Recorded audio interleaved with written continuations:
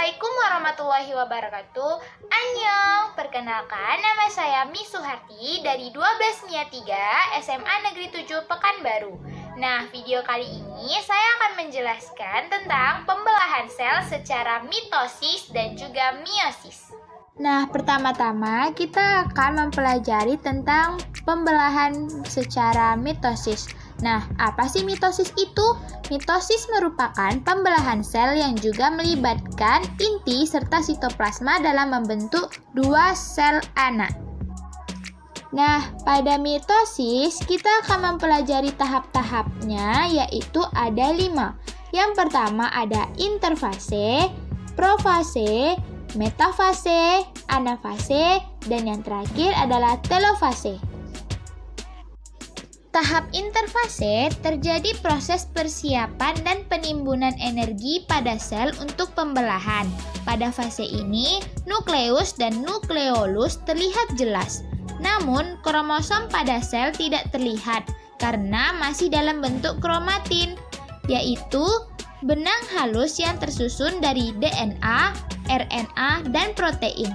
Di luar inti sel ada sentrosom, yaitu organel sel yang berfungsi untuk mempertahankan jumlah kromosom antara sel induk dan sel anak.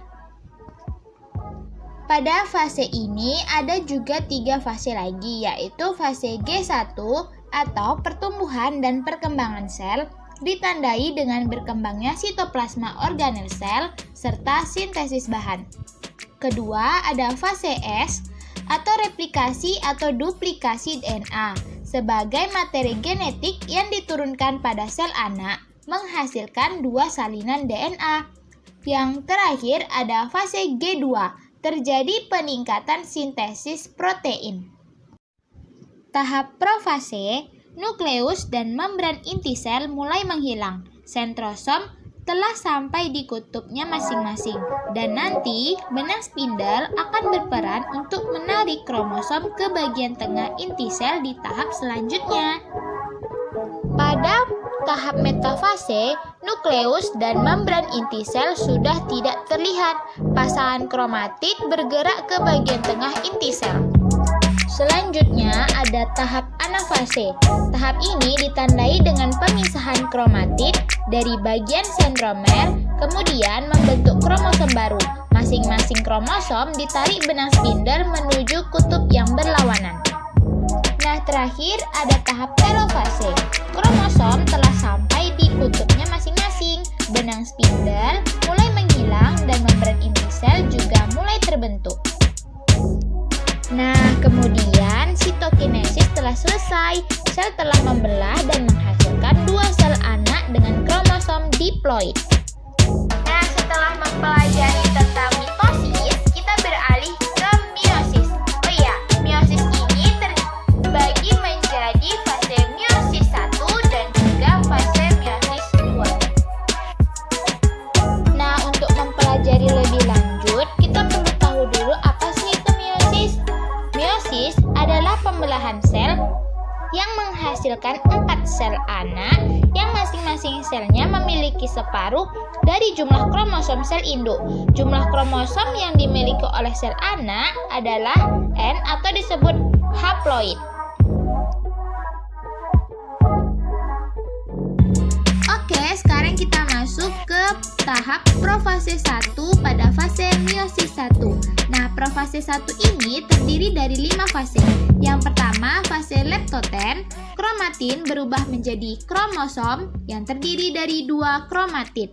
Kedua, fase zigoten. Kromosom saling berpasangan dengan homolog atau disebut dengan sinapsis. 3. Fase pakiten. Ada duplikasi kromosom dan juga membentuk kromosom tetrad. Keempat, fase diploten. Terjadi pindah silang pada plasma. 5. Ada fase diakinesis, membran inti mulai menghilang. Metafase 1. Kromosom homolog mulai tersusun rapi di bagian ekuator. Kromosom tersusun di atas lempeng metafase. Serat spindle menempel pada 2 sentromer di masing-masing kromosom homolog. Anafase 1, kromosom homolog akan bergerak menuju kutub yang berlawanan akibat dari tarikan benang gelendong dan terjadi reduksi kromosom. Oke, kita masuk ke telofase 1.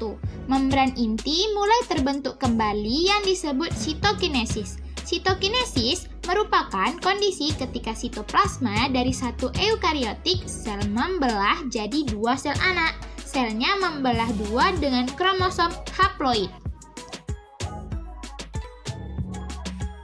Selanjutnya, profase 2 dari tahap fase meiosis 2. Sentrosom membelah menjadi dua sentriol yang akan bergerak ke kutub berlawanan.